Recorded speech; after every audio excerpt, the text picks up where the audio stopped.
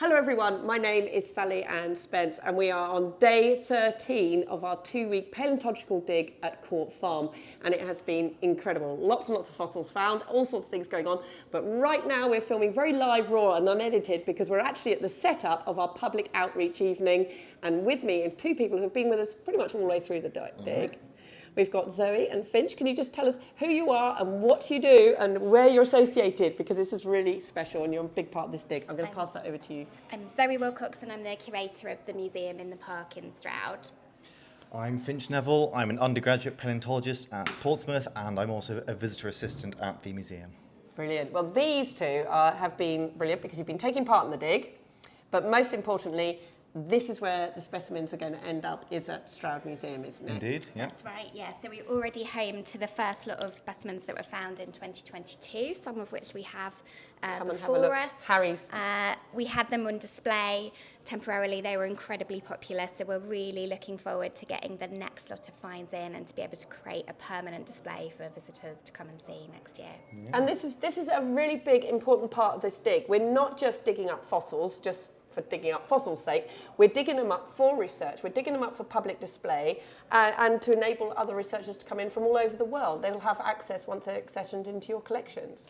That's right. It's really important that they are in a publicly accessible museum collection because that allows researchers to cite them in their academic papers, to research them, to be able to kind of get in and look at those specimens up close in a way that they just can't if a collection is dispersed among kind of private owners. So it's really important for research that they're at the museum, but then also that we can display them for everybody Definitely. as well. And what's it been like for you? Because you have actually been active on the dig.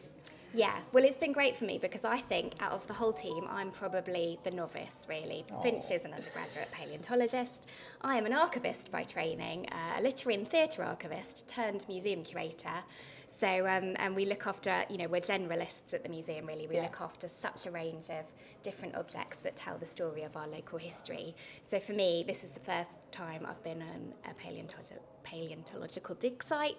It's fantastic. It's the first time I've split nodules. I've learned so much from being amongst this group of international experts. It's fantastic just taking part, but also just being here to see people identify things, to see the finds, to see the techniques of how you uncover the trenches, uncover the nodules. So yeah, it's been fantastic. Brilliant, brilliant. And Finch, we're going to give you the microphone. There we go. We're all getting very tired now. Tell me. It's been a long day. It has been a very long day. Finch, you've been out there digging up, you've been the nodules, you've been spitting the nodules, Absolutely. you've been taking part in the whole thing with us. What's it been like for you? Well, it's been absolutely marvellous compared to, certainly just from the first year of my degree, the level of field work that we have here is unparalleled, and to be surrounded by all these passionate people who have so much more experience than me and so much more knowledge, you can learn so much in a very, very short amount of time.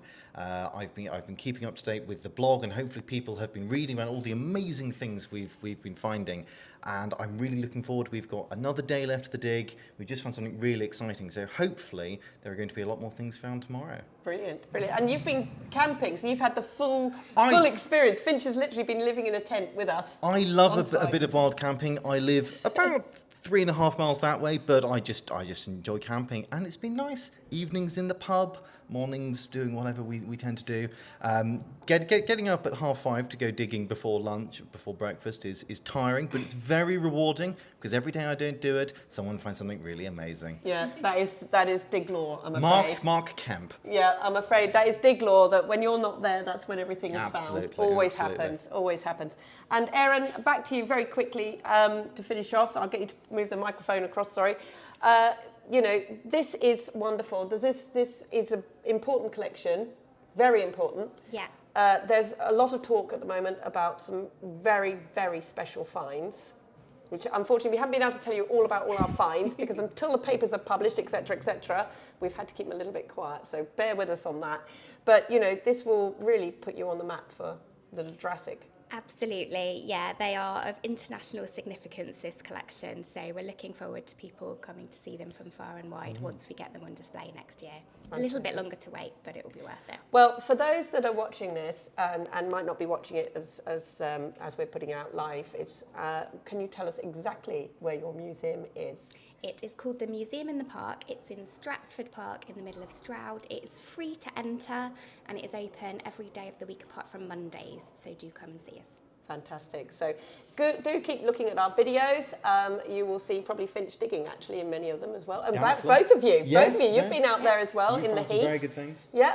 Yes. What did you find? Very quickly. I'm not allowed to say what I found. Oh, no, it was one of those finds. Right, sure, sorry. Which was very satisfying because it took me the whole afternoon to split this nodule and I was getting very frustrated with it and I didn't think there was going to be anything inside it at all. But turns out it was quite significant. Oh, so you're going to love walking past that in the museum, aren't you? You're going to go, I found that, I found that. Every time you walk past it. Well done. Finch, what about you? I found the only ichthyosaur vertebra that we've had so far on this dig, which is very exciting. Hopefully it's going to be somewhere nice in the museum. I'm going to point it out to anyone I come across. It doesn't matter if they want to see it or not.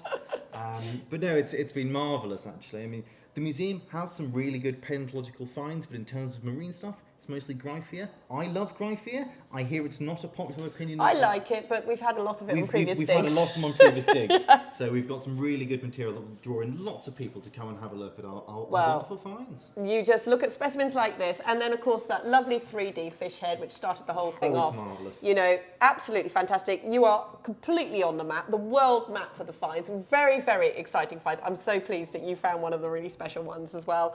But thank you for coming along on the dig, having that experience. I think that's just fantastic. It's been a pleasure.